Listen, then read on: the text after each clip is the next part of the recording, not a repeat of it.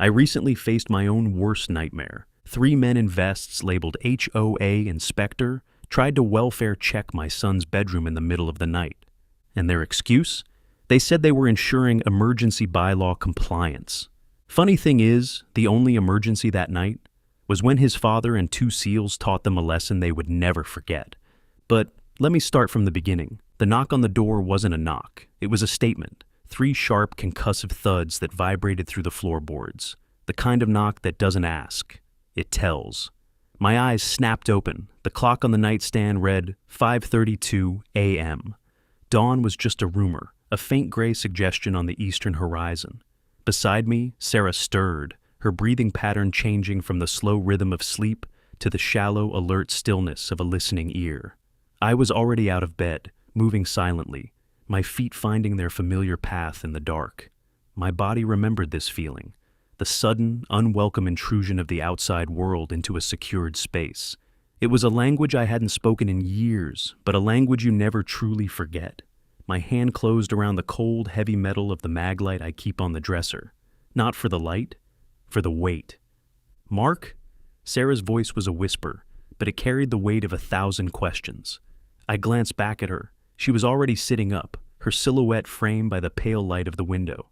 I gave a slight shake of my head, a signal to stay put. Stay quiet.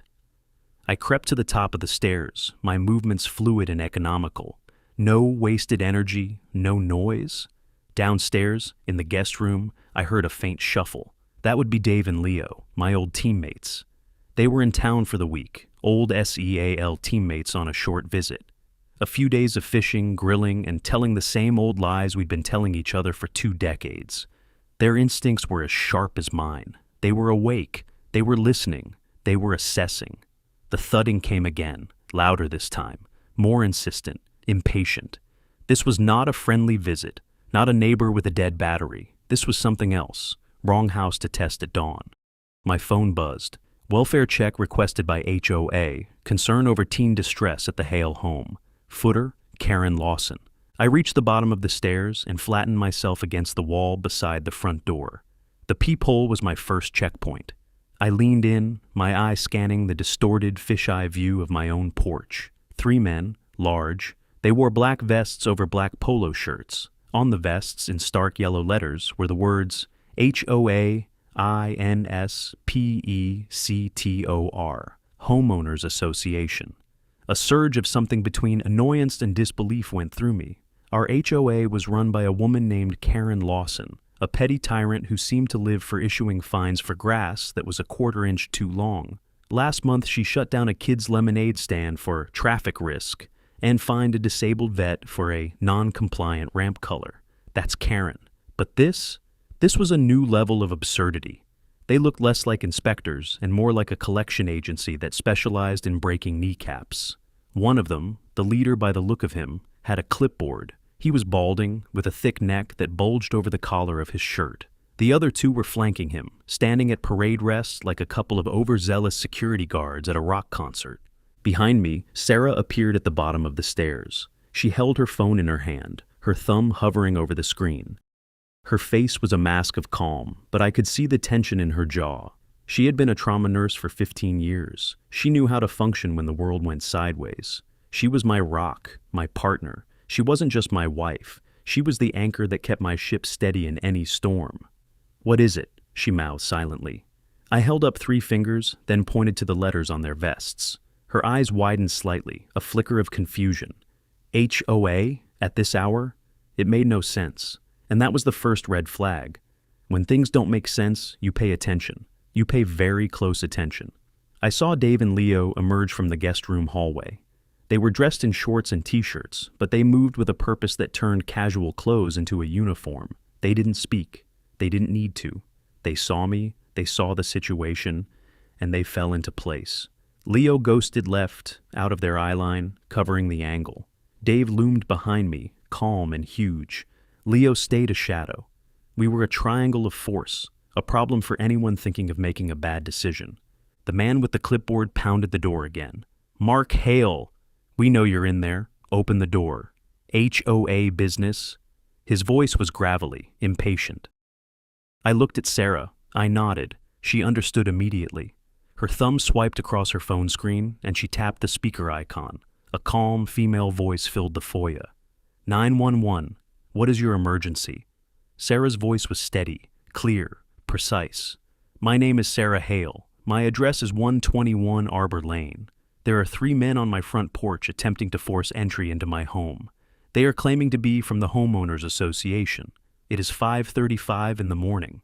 She was logging the details, creating an official record in real time. It was brilliant. It was Sarah. The leader outside must have heard the 911 operator. His face soured. Cut the games, lady. We have a work order. We need to speak to your son, Ethan. He's a teenager, I said. You're not seeing him. My blood went cold.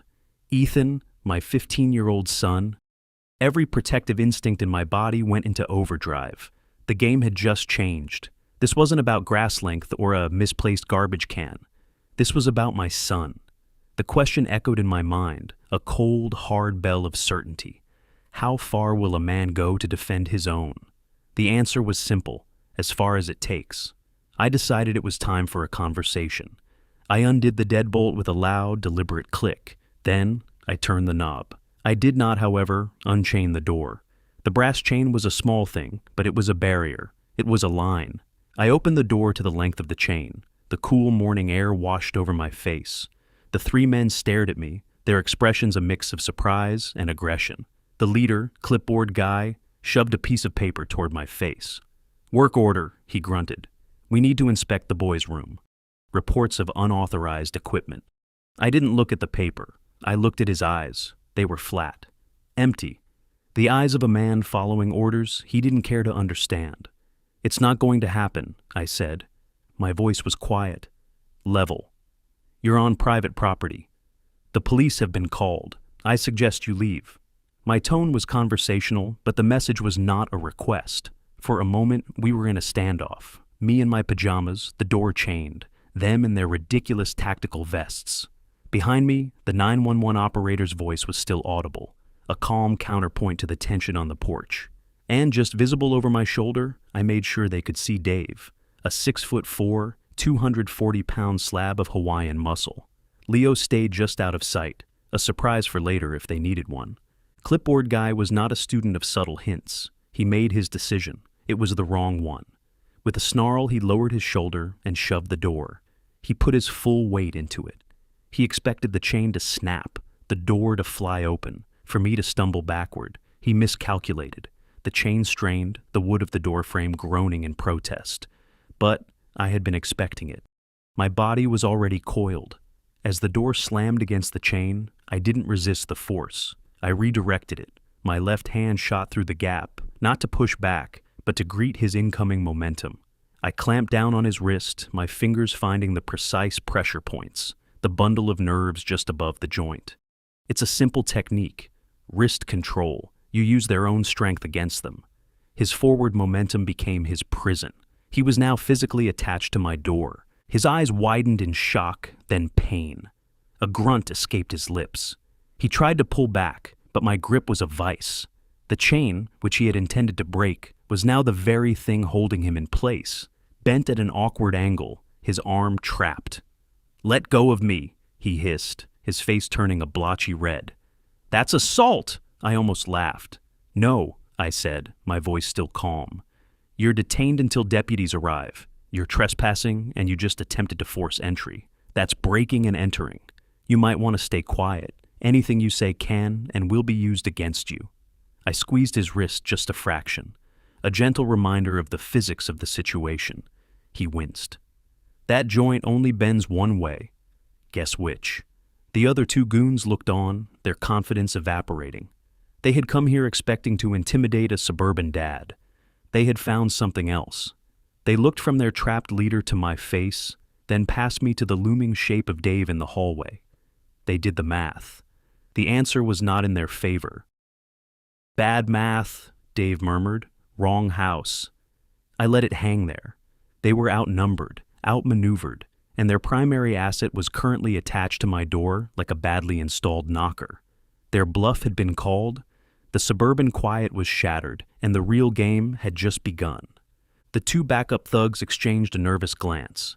Their bravado was a cheap suit, and the seams were splitting.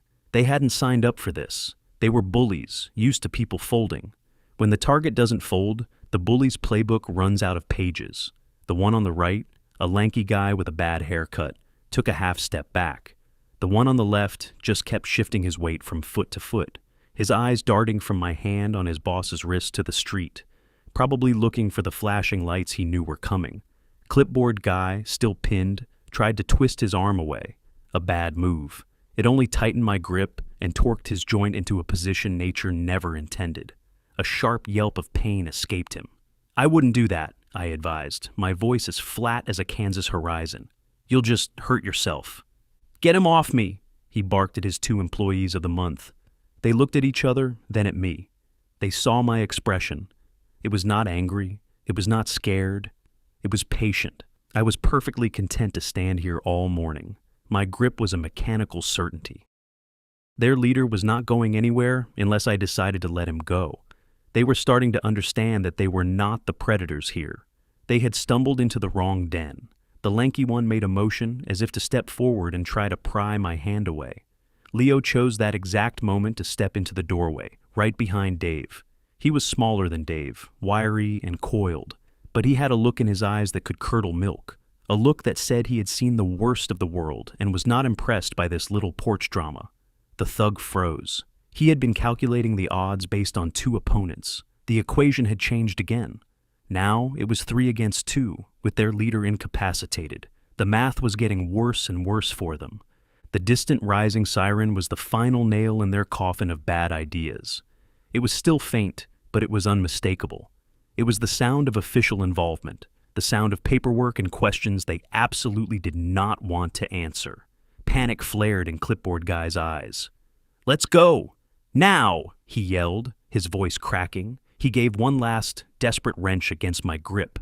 The brass chain, stressed beyond its limit, finally snapped with a sharp crack.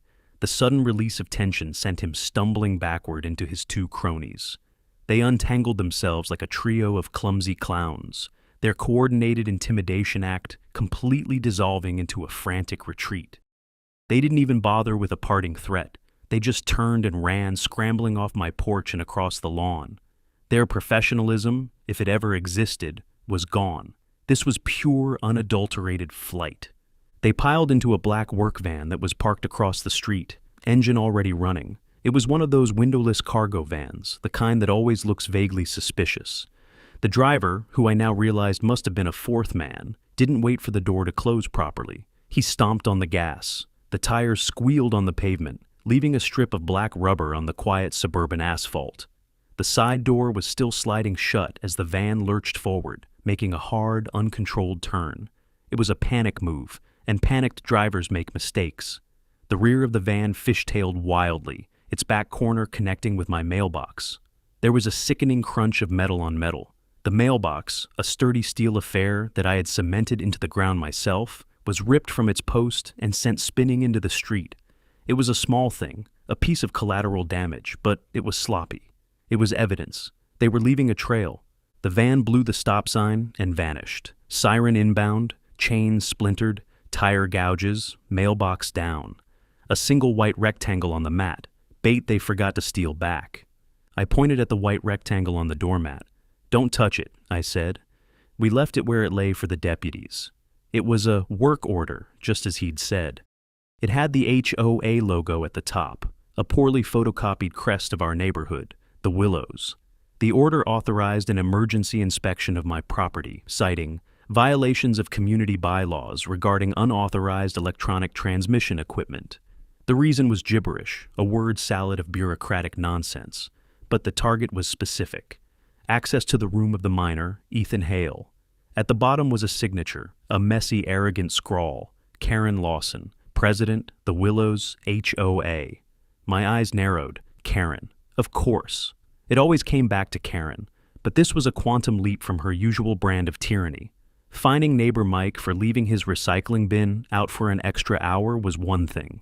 Sending a goon squad to my house at dawn was something else entirely. This was escalation. This was a declaration.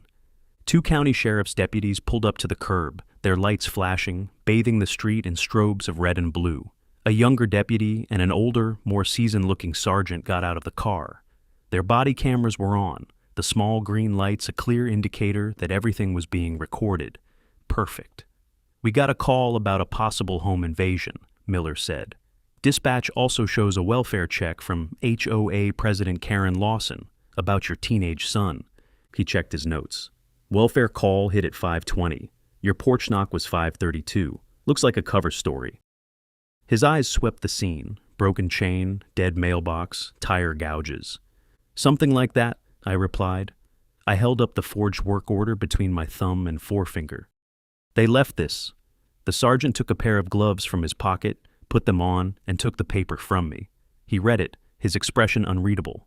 He looked up at me, then at the HOA logo. "Karen Lawson," he said, more a statement than a question. It seemed her reputation preceded her. "You have any idea why they'd be so interested in your son's room?" he asked. His tone was professional, but his eyes were sharp. He was asking the right question, the one I was just starting to figure out myself. "I have a theory," I said, "but I think my son has the proof." The pieces were starting to click into place, forming a picture I did not like at all. This wasn't just about a petty HOA dispute anymore. This was about something they were desperate to hide. And whatever it was, my son had seen it. The sergeant, a man named Miller, bagged the forged work order. "Chain of custody," he said simply, sealing the plastic bag and marking it with the date, time, and location. I appreciated the professionalism. It was a language I understood. Miller's younger partner, Deputy Evans, was taking pictures of the tire marks, the broken chain, and the mangled corpse of my mailbox. Sarah was giving her statement, her voice calm and factual, recounting the timeline with the precision of a nurse reading a patient's chart. Time of knock, content of threats, physical actions, vehicle description, black van, no windows, side-sliding door. She missed nothing. She was building the foundation of the case. While they worked, I went upstairs. Ethan's door was closed. I knocked softly. "Ethan? It's Dad. You awake?" The door opened a crack. My son's face appeared, his eyes wide with a mixture of fear and excitement. He was 15, a bundle of lanky limbs and surging hormones, but he had a good head on his shoulders. "I heard yelling," he said, "and the van." I saw it peel out from my window. I stepped into his room. It was the typical teenage boy's habitat. Clothes on the floor, posters on the wall, and in the corner, his workstation. A powerful computer, multiple monitors, and on a shelf above it, his drone. A DJI Mavic 3, his pride and joy. He had saved up for it for a year, mowing lawns, doing odd jobs for neighbors. He was a gifted pilot, his control of the machine steady and intuitive. "I need to ask you something, buddy," I said, keeping my voice even. "And I need you to be completely honest with me. No matter what, understand?" He nodded, his expression serious. "Did you film something recently? Something you maybe shouldn't have?" He hesitated for a second, a flicker of guilt crossing his face. He thought he was in trouble. "Just some practice flights," he said. "Down by the old quarry. I wasn't spying on anyone, I swear." I put a hand on his shoulder. "I'm not mad, Ethan. This is important. A black van. The same one that was just out front. Have you seen it before?" His eyes lit up with recognition. "Yeah," he said, turning to his computer. "Yeah, I think so. 2 days ago." He clicked his mouse and a file directory popped up on the screen. He navigated through folders labeled with dates. "I was getting some shots of the rock face, practicing tracking shots. This van pulled up on the service road down below. I thought it was weird. Nobody ever goes down there." He double-clicked a video file. The screen filled with a high-definition, top-down view of a dirt road. The image was crystal clear, the colors vibrant. The drone's camera was a serious piece of hardware. A few seconds into the video, the black van rolled into the frame and stopped. "I was pretty high up, so they didn't see the drone," Ethan explained, his voice low. "I was just going to fly away, but then they got out." 2 men emerged from the van. One of them, the driver, stayed behind the wheel. The other 2 went to the back of the van and opened the doors. My breath caught in my throat. They pulled out several large, heavy-duty plastic containers, the kind used for industrial chemicals. Or worse. Ethan zoomed in the footage. The quality held. The men weren't wearing HOA vests. They were in plain clothes. They carried the containers to the edge of the quarry's deep water-filled pit and began dumping the contents. A thick, dark liquid poured out, staining the clear water. My stomach tightened. Illegal dumping. And not just a few bags of trash. This was something toxic. Something they wanted no one to ever find. "I knew it was wrong," Ethan whispered. "So I brought the drone down, lower. Kept it behind the tree line. The camera angle shifted, swooping down and to the side. It was a masterful piece of flying. He was using the terrain for cover. The new angle was from the side, peeking through a gap in the trees. One of the men turned back toward the van, his face turned directly toward the hidden camera. It was him. Clipboard guy. The man who had been on my porch. His face was perfectly, undeniably clear. As he turned, the drone's camera drifted slightly, catching the rear of the van. The license plate was in sharp focus. No motion blur, no distortion. A clean, readable plate. Ethan had captured it all. The crime, the vehicle, the face of one of the perpetrators. This little piece of digital data was the reason. This was the unauthorized electronic transmission equipment they were so desperate to find and destroy. They weren't here for my son. They were here for this video. They thought it was just on a memory card in his room. They thought they could break in, grab it, and erase their problem. I looked from the screen to my son. He was watching my face, waiting for my reaction. The fear was gone from his eyes, replaced by a dawning understanding. He realized the connection between his video and the men at our door. "Dad," he started. "I didn't mean to." I cut him off. "You did nothing wrong, Ethan," I said, my voice firm. "You did everything right. You saw something wrong and you documented it. I'm proud of you."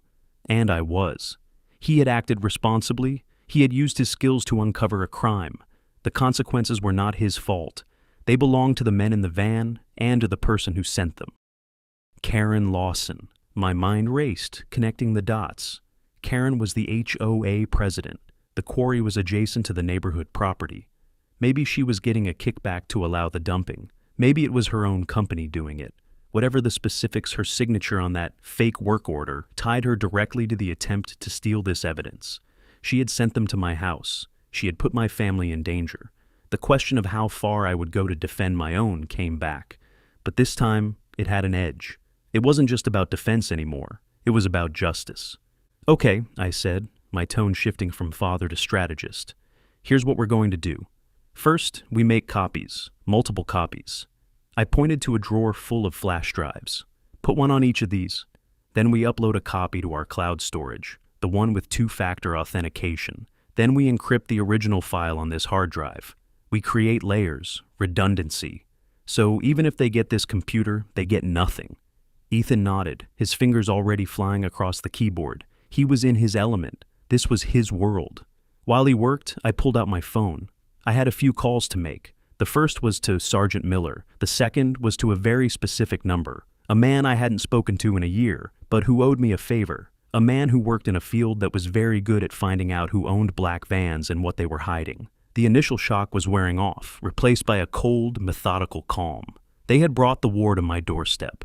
I was about to return the favor. This was no longer just about protecting my house. It was about dismantling theirs. That night, the quiet felt different. It wasn't peaceful. It was watchful. Sergeant Miller had been true to his word. He'd posted a patrol car at the end of our block, a quiet, reassuring presence. But I knew that a single patrol car was a deterrent, not a fortress. The real security had to come from within. After Ethan had secured the video files, 3 separate hard copies, 1 encrypted cloud backup, and the original file triple encrypted on his local machine, I walked the perimeter of my property. I wasn't just looking, I was seeing. I was identifying fields of fire, blind spots, potential entry points. The habits of a former life, never truly discarded, just dormant. The large oak tree in the backyard, good for climbing. The gap in the fence near neighbor Mike's prize-winning rose bushes, a potential ingress point. The motion sensor floodlights I'd installed last year. I checked their batteries. Everything was operational. Sarah was a whirlwind of quiet efficiency. She had photographed the damage to the doorframe, documented the tire tracks with a tape measure for scale, and written a timeline of events so detailed it could have been submitted as a legal brief. She was the logistics officer of our little two-person command center. She was my anchor, but she was also my partner in this fight. She knew the stakes. "They're not going to just give up, are they?" she asked as we stood in the kitchen, the only light coming from the small lamp over the sink. "No," I said. "They're desperate. That video ties them to a felony environmental crime, probably federal charges, and it connects Karen Lawson to a conspiracy. They have too much to lose. Desperate people do stupid things." It was a truth I had seen play out in dusty villages halfway across the world. The dynamics were always the same, whether it was a warlord or an HOA president.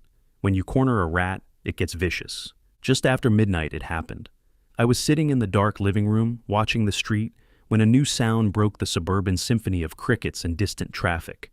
A faint, high-pitched hum. It was a sound I recognized instantly, a drone. But this wasn't Ethan's consumer-grade Mavic. This was something different, smaller, faster, more professional. I moved to the back window, peering through the blinds. There it was, a small black shape hovering over my backyard, its small red and green lights blinking like malevolent fireflies. It was a spy drone, small, quiet, and designed for surveillance. As I watched, a small object detached from its underbelly and fell, tumbling end over end. It landed in the middle of the grass with a soft thud. It was a small black box, about the size of a deck of cards. A second later, it came to life. A series of intensely bright blue and white lights began to flash erratically, accompanied by a piercing, high-frequency screech. It was a disorientation device, a scare tactic, designed to panic, to confuse. Then, a small shower of sparks erupted from the side of the box. Not an explosion, but a pyrotechnic effect, like a cheap firework. It was designed to look like it was about to catch fire, to create the illusion of a bigger threat. Amateurs. They were trying to draw us out, to make us run outside in a panic. I wasn't panicked. I was annoyed. I grabbed the fire extinguisher from under the kitchen sink. I didn't open the back door. I went through the garage, circling around the side of the house. I stayed in the shadows, using the darkness as my cover. The noise box continued its pathetic light and sound show in the middle of my lawn. As I got closer, I saw the sparks were just a simple magnesium strip designed to burn bright and fast. I gave it a short, sharp blast from the fire extinguisher. A cloud of white powder instantly smothered the sparks and muffled the screeching sound. The light show sputtered and died, threat neutralized. But I knew the box wasn't the real play. It was the distraction. My eyes scanned the perimeter, and there he was.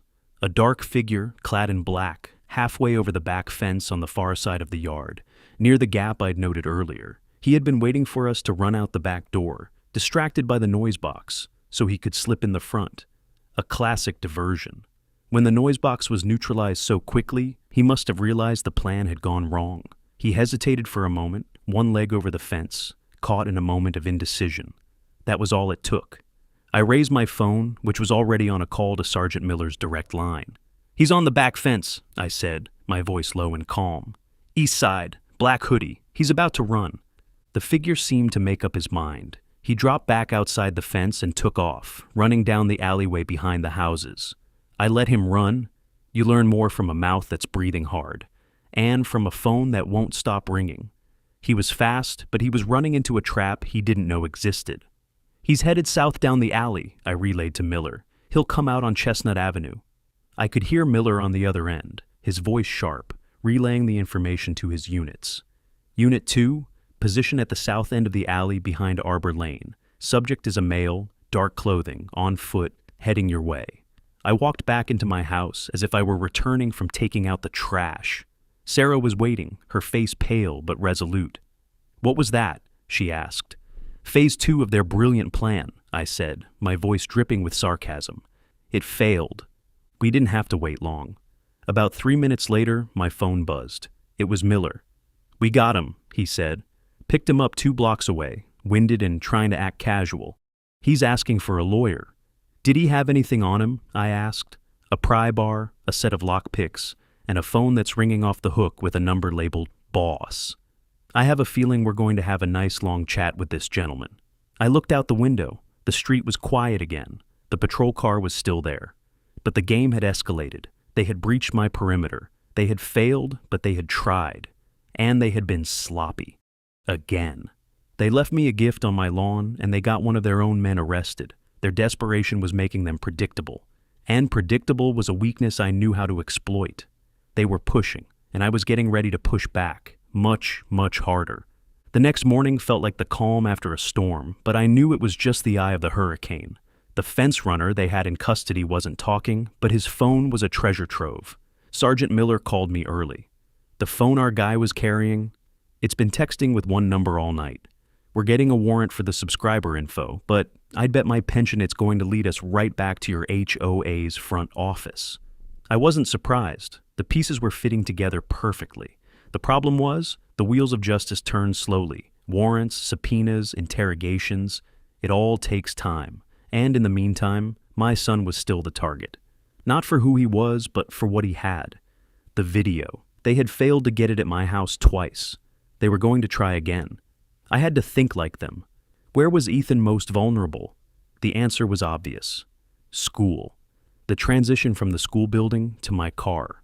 A brief window of public exposure, a crowd to blend into. It was the logical next move for a crew of desperate amateurs. I sat down with Ethan before he left for school. Today's going to be a little different, I said. They might try something at school. I saw a flash of fear in his eyes, and I hated that they had put it there. But he quickly suppressed it, replaced by a look of grim determination. He had my wife's resilience. What do we do? He asked. It was we, not you. He was part of the team now. You do exactly what you do every day, I told him. You go to class. You talk to your friends. But when that final bell rings, you don't go to the normal pickup spot. You go straight to the principal's office and you wait for me there. No detours, no exceptions. Understand? He nodded. And what are you going to do? He asked. I'm going to be there, I said. But they won't see me. I spent the morning on the phone. My first call was to the school's principal, Miss Albright. I explained the situation in calm, measured tones. I didn't embellish. I just stated the facts. The police report numbers, the ongoing investigation, the threat to one of her students. She was, thankfully, a professional. She didn't panic. She listened. My second call was to Sergeant Miller to coordinate. The plan was simple. It was a classic sting operation adapted for a high school parking lot. The key was a decoy, and for that, I had the perfect volunteer, my teammate Leo. He was about my height, and with a baseball cap and a hoodie, he could pass for a generic dad from a distance. More importantly, he knew how to handle himself. The school resource officer, a sharp ex-Marine named Officer Grant, was brought into the loop. He would be the takedown man. He knew the school grounds better than anyone. At 2:45 p.m., I was parked in an observation spot 200 yards from the school's main entrance, with a clear line of sight to the pickup area. I had a pair of stabilized binoculars. Leo, wearing a gray hoodie and a nondescript baseball cap, was leaning against my car, scrolling on his phone, looking for all the world like a bored parent waiting for his kid. Sarah was parked on the opposite side of the lot. Another set of eyes. We were a net. The final bell rang. A flood of teenagers poured out of the school doors. A chaos of backpacks, conversations, and youthful energy. I scanned the parking lot, my eyes moving methodically. I was looking for the black van, but they weren't that stupid, not this time. I was looking for someone who didn't belong, someone watching the crowd too intently. And there he was. A man in a blue jacket, standing near the bike racks. He wasn't looking at a specific kid. He was scanning, searching. He was looking for Ethan. He saw Leo. From his vantage point, Leo matched the general description of me. A dad waiting by the family car. The man in the blue jacket suddenly touched his ear, likely speaking into a hidden microphone. He was getting confirmation. He got his signal. He started moving, not directly toward Leo, but on an intercept course. He was trying to look casual, but his pace was too quick, his shoulders too tense. He was a predator closing in. Leo, playing his part perfectly, looked up from his phone, feigning a look of recognition toward the school doors, as if he had just spotted his son. He took a step away from the car, creating a space between him and the safety of the vehicle. It was the perfect bait. The man in the blue jacket saw his opportunity, the moment of perceived distraction. He closed the distance fast. "Mr. Hale," he said, his voice a low growl. Leo turned, a look of mild surprise on his face. "Yeah?" The man didn't waste any more time. He lunged, grabbing for Leo's arm. "You're coming with me," he snarled. He was expecting a startled, compliant suburban dad. He was not prepared for Leo. Leo's body went from relaxed to rock solid in a nanosecond. He didn't pull away. He moved into the grab, controlling the man's momentum. He twisted, using the man's own forward energy to spin him off balance. The attacker, shocked by the resistance, stumbled. It was all the opening Officer Grant needed. He had been moving in from the moment the man made his approach, a silent, swift shadow. "Police! Get on the ground!" Grant's voice was a cannon blast in the parking lot. The man in the blue jacket, realizing the trap had been sprung, made a break for it. He shoved Leo away and sprinted across the parking lot, dodging between cars. "Cardio's important," Leo sighed, adjusting his cap. He was fast, but Officer Grant was faster. The SRO was a former track star, and he moved with an explosive speed that was breathtaking. He closed the 50-foot gap in seconds. He didn't go for a fancy takedown. It was a perfect textbook open field tackle. His shoulder drove into the man's midsection, lifting him off his feet. They went down hard on the asphalt, the impact echoing across the lot. The man's head hit the pavement with a sickening thud. Grant was instantly on top of him, one knee pinning his back, his hands expertly cuffing the man's wrists behind him. It was over in less than 10 seconds. Clean, efficient, professional. The clicking sound of the cuffs locking into place was one of the most satisfying sounds I had ever heard. Students were stopping, pointing, their phones already out and recording. Another piece of the puzzle, another nail in their coffin, and it was all happening on camera for dozens of witnesses to see. I let out a slow breath I didn't realize I'd been holding. One more down. Their crew was getting smaller, and we were just getting started. The aftermath of the school incident was a flurry of official activity. Officer Grant had the suspect, whose name was Rick, in the back of his patrol car. Rick, like the fence runner, was asking for a lawyer and refusing to say a word, but he didn't have to. His actions, witnessed by half the student body and captured on at least 30 different cell phone videos, spoke for him. Attempted kidnapping in broad daylight on school property. The district attorney was going to love this. Sergeant Miller arrived on the scene, and I finally met him face to face. He was exactly as I had pictured him from his voice. Mid-50s, calm, tired eyes that had seen it all, and a firm handshake. "Mister, hail," he said. "You run a tight operation." "Just a concerned father," I replied. "Your SRO is the real deal." Miller nodded. "Grant's a good man." Glad he was here.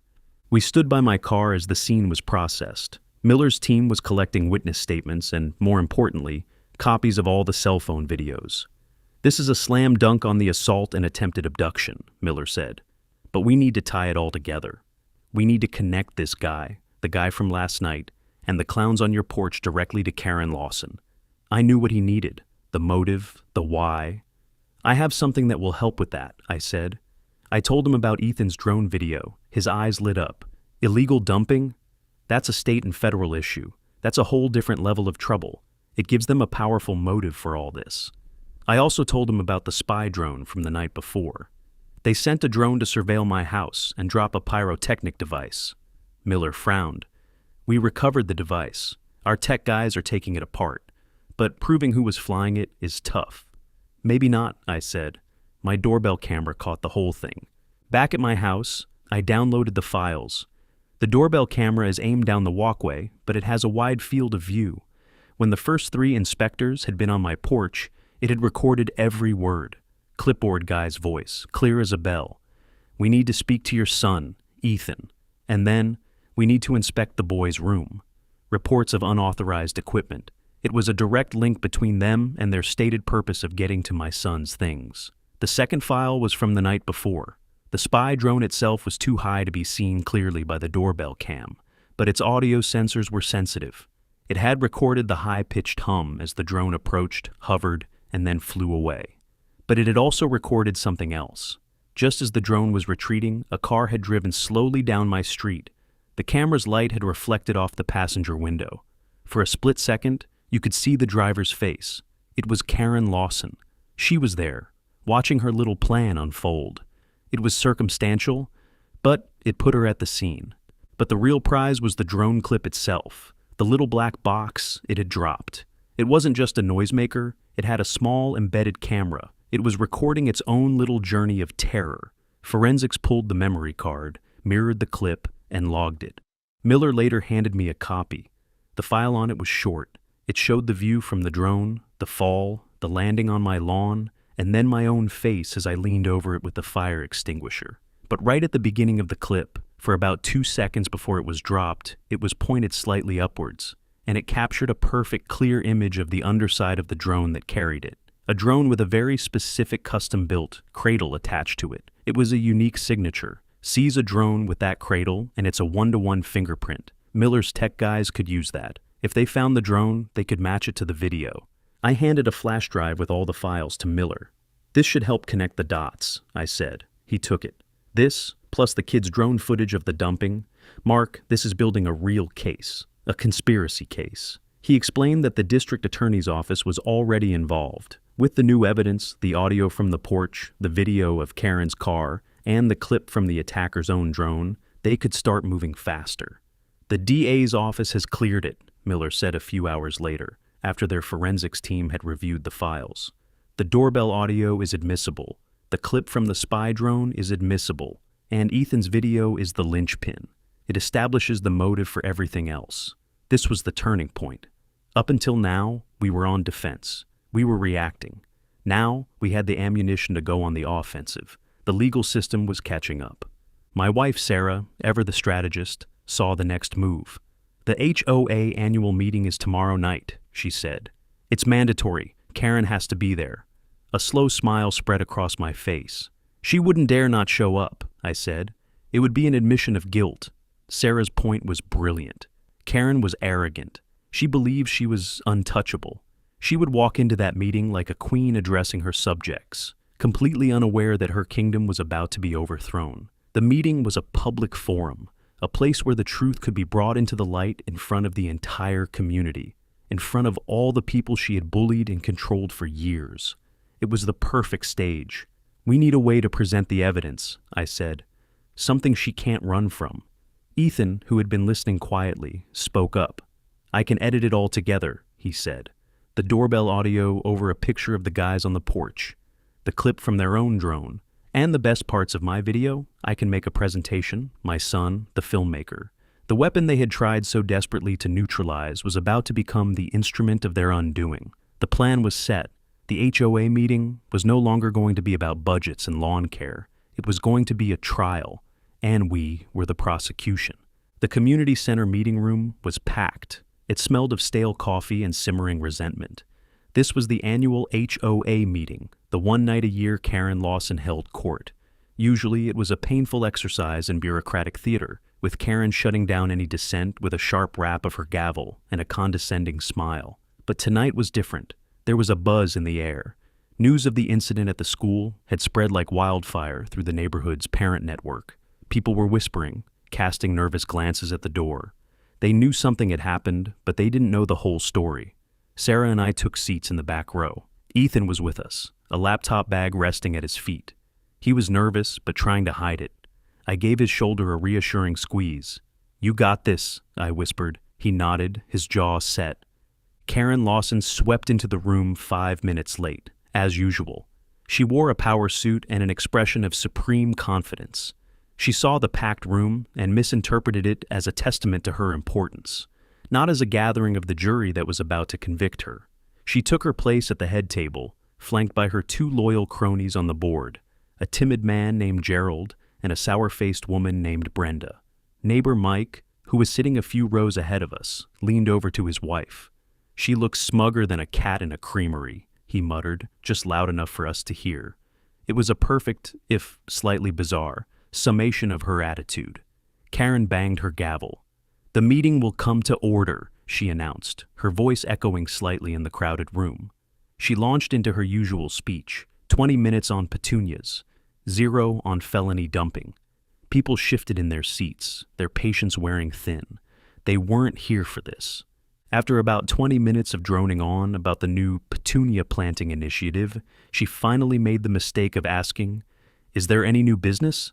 My hand shot up. Sarah's went up right beside mine. Karen's eyes scanned the room and landed on us. A flicker of something, annoyance, fear, crossed her face before she masked it with a saccharine smile. "Mr. Hale, so good of you to join us. Do you have a question about the petunias?" A few people snickered. "No, Karen," I said, my voice calm but carrying easily across the room. "I don't. But I do have a presentation regarding community safety. It will only take 5 minutes." Her smile tightened. "This isn't on the agenda," she said dismissively. "We can table it for the next—" "I think the community needs to see this," Sarah cut in, her voice firm and clear. "It concerns the black van that's been seen in the neighborhood and the men who tried to kidnap our son from school yesterday." A collective gasp went through the room. The whispers erupted into a loud murmur. Karen's face went pale. She banged her gavel. "Order! Order! Those are baseless accusations. Your boy flies illegal surveillance," Karen snapped. "Actions have consequences." "Are they?" I said, standing up. "Then you won't mind if we show everyone the evidence." Ethan was already at the front of the room, connecting his laptop to the projector. Before Karen could react, the lights dimmed and the projector screen flared to life. The first image was a still frame from our doorbell camera, the 3 goons in their fake vests standing on our porch. Then, the audio began to play. The sound of them pounding on the door, and then, clipboard guy's voice, clear and chilling. "We need to speak to your son, Ethan." The room fell silent. You could hear a pin drop. The next slide was the forged work order, with Karen's signature magnified to fill the screen. A wave of angry muttering swept through the crowd. "This is libel!" Karen shrieked, her voice shrill. "My signature was forged!" "Was it?" I asked calmly. "Because the man you sent to the school yesterday has already been identified. And the man you sent over my fence the night before is in custody. And the man whose face is on this video is the same one who was on my porch." The screen changed. It was Ethan's drone footage, the black van, the illegal dumping, and then the crystal clear close-up of clipboard guy's face. People were on their feet now, shouting. "Karen called the cops on their kid and sent those fakes to the house," someone yelled. "That's the guy," someone yelled. "I saw him near the park." The chaos was building. Karen was panicking. Her eyes darted around the room, looking for an escape. The final piece of evidence played, the clip from the spy drone's camera, showing the view as it fell onto my lawn. The crowd watched, confused, as the image of my grass filled the screen. Then I spoke over it. "This is the view from the camera on the device they dropped to spook us, and maybe light mulch if we were sloppy. Their own device." That's when it happened. A moment of pure, beautiful, chaotic justice. Neighbor Mike, who had been getting up to get more coffee, stumbled. He lurched forward, his full cup of coffee flying from his hand in a perfect arc. It sailed through the air and splashed directly onto Karen's laptop, which sat open in front of her. A shower of hot coffee and cream shorted out the machine with a fizz and a puff of smoke. "Oh my goodness, I am so sorry," Mike exclaimed, his face a perfect picture of theatrical clumsiness.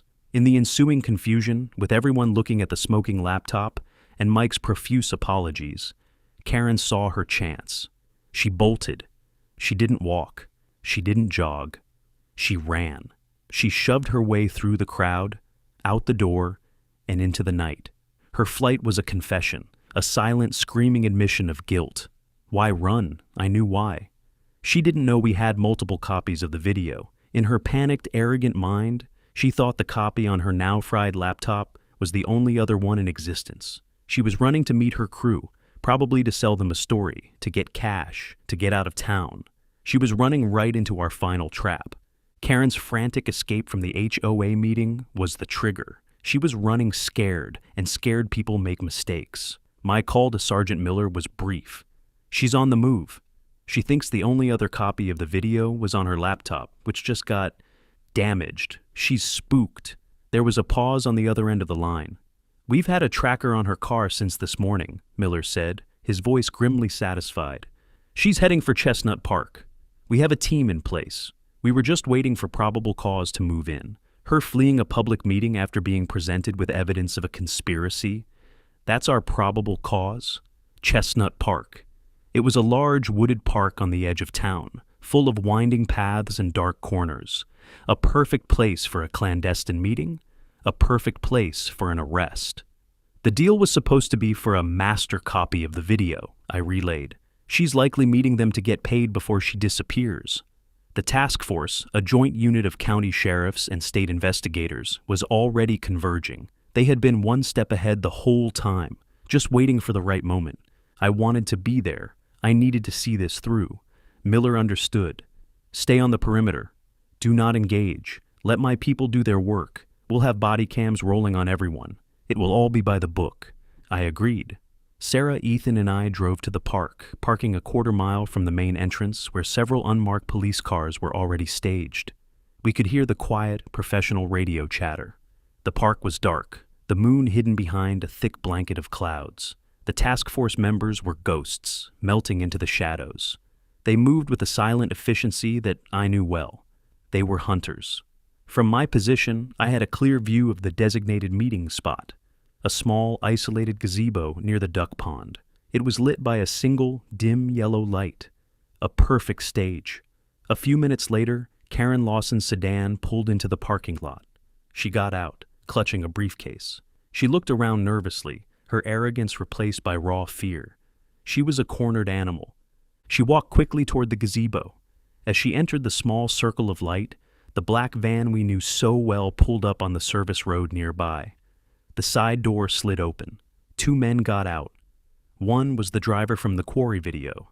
The other was a new face, presumably the overall boss of this sad sack crew.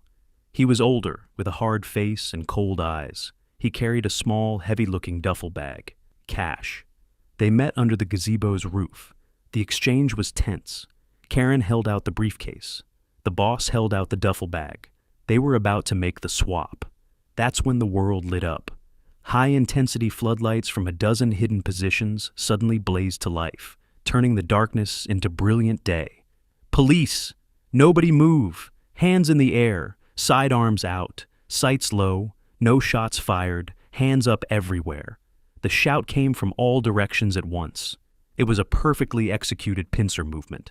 Karen screamed, dropping the briefcase. The 2 men froze, their hands shooting up, their faces etched with shock and disbelief. They were caught, but there's always one. The driver, who had stayed by the van, decided to run for it. He bolted from the driver's seat and sprinted toward the woods, aiming for a dark path that led out of the park. It was a foolish, desperate move. An officer, lean and athletic, was on him in a flash. It wasn't a chase. It was an interception. The takedown was a thing of beauty. No violence, just pure technique. A controlled trip, a spin, and the suspect was face down on the grass before he even knew what happened. Cuffs clicked into place. At the same time, another officer near the gazebo's other exit simply said, "Stay." A large German shepherd, a K9 unit, moved silently to block the path, planting its feet and letting out a low, rumbling growl that promised a world of pain for anyone who took another step. The exit was sealed. There was nowhere to run. The scene under the lights was a tableau of failure. Karen Lawson was sobbing, a pathetic, crumbling ruin of her former self. The boss and his associates stood silent, their faces grim. The task force moved with practiced precision. Every officer had their body camera recording. A lead detective, wearing gloves, approached the dropped briefcase and the duffel bag. "Beginning chain of custody for evidence seizure," he said, his voice clear and formal for the cameras. 1 black briefcase, 1 green duffel bag. Time is 22:47. He carefully opened the duffel bag. It was filled with stacks of bundled cash. He opened Karen's briefcase. It was full of shredded paper. She had been bluffing, trying to sell them nothing for one last payday. The detective sealed both bags and evidence containers, reading out the case numbers and sealing the tags. It was all done by the book. Meticulous. Undeniable. I watched from the darkness, a quiet observer. Sarah's hand found mine. Ethan stood beside us, silent, watching the culmination of what he had started with a simple drone flight. He saw the consequences of his actions, not the negative ones the criminals intended, but the positive ones, the restoration of order, the triumph of right over wrong. But it was more than just my family. It was my community. Karen's reign of terror was over. Her crew was dismantled. The threat was neutralized. The sight of Karen Lawson being led away in handcuffs, her face stained with tears, was not a moment of joy. It was a moment of quiet, profound satisfaction. The system had worked. We had trusted the process, and the process had delivered. The night was dark, but for the first time in days, I could see the stars. The final piece of the puzzle fell into place during Karen Lawson's interrogation. Faced with a mountain of evidence and the prospect of a long prison sentence for conspiracy, racketeering, and environmental crimes, she broke.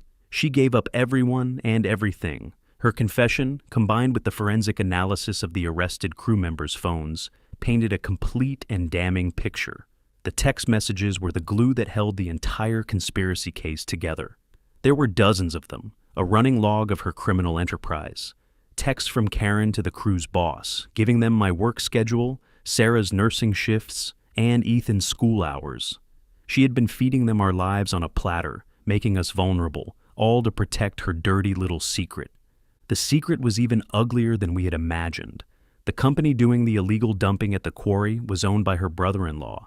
The HOA, under Karen's sole control, was being paid a hefty consulting fee to look the other way. That money wasn't going into the HOA's accounts. It was going directly into Karen's pocket. She had been using the Homeowners Association as her personal piggy bank and crime syndicate for years. Ethan's drone video wasn't just a threat to her brother-in-law's business. It was a threat to her entire illicit empire. That's why she had been so desperate. That's why she had been willing to authorize a home invasion and a kidnapping attempt. It was never about the video. It was about the money. It was always about the money. The revelation of her embezzlement sent shockwaves through the community. The district attorney's office, armed with her confession and bank records, launched a full-scale forensic audit of the HOA's finances. What they found was staggering. Years of falsified invoices, no-bid contracts awarded to shell companies owned by her relatives, and straight-up theft from the reserve funds. The new Petunia initiative she had been so proud of. She had billed the HOA $10,000 for $500 worth of flowers. The rest had vanished. The anger in the neighborhood was palpable. People who had been fined hundreds of dollars for trivial infractions were now realizing that money had likely gone to fund Karen's lavish vacations. The sense of betrayal was immense. An emergency community meeting was called, this time without Karen at the helm. The room crackled. No donuts, no small talk, just business. Sergeant Miller gave a brief, professional summary of the case. He couldn't share all the details of the ongoing investigation, but he shared enough. He commended Ethan for his courage and integrity, and the room erupted in applause. My son, who was usually so reserved, turned a shade of bright red, but I could see the pride in his eyes. He had made a difference. He had stood up to a bully and won. The primary order of business at the meeting was a recall vote. It wasn't even a contest. The vote to remove Karen Lawson as HOA president was unanimous. The vote to remove her two cronies, Gerald and Brenda, who had clearly been complicit through their willful ignorance, was nearly unanimous as well. A new interim board was elected on the spot. Good people, neighbors I respected, people like Sarah, who was nominated and accepted a position as treasurer, tasked with overseeing the financial recovery. The legal fallout was fast. Karen Lawson and her crew were denied bail, phones singing, paper trails screaming. The state environmental agency took the quarry, taped it off, and started a cleanup with the bill stapled to Karen's future. The wheels finally caught, and they bit hard. Not a parade, just a long, relieved exhale. We held the line. I went as far as the law would let me, strategy over brute force, warfare with flash drives, doorbell cams, and chain of custody forms instead of rifles. Different tools, same job, protect your people. And my people were safe. A week later, normal hum returned. The patrol car at the corner was gone. Neighbor Mike installed a new mailbox for us, a steel bunker on a stick, and accidentally baptized Brenda's gnome collection with a soda during the recall chaos. The fear stink finally aired out. Sarah dove into spreadsheets for the new board, turning red ink into order like it was a hobby. She likes a mess she can fix. That night I stood in Ethan's doorway. No games, no screens, just him sketching flight paths, his drone parked on a shelf. Not a weapon, a tool. He'd seen something ugly, captured the truth, and lived to tell it. He looked up. "Hey, Dad." "Hey, buddy." "We good?" He nodded, a small, steady smile. The kid had grown a year and a week. Later, the house settled. Heat clicked, wind nudged the gutters, the street outside breathed easy. This is what I fought for back then, and again now. The right to a quiet life.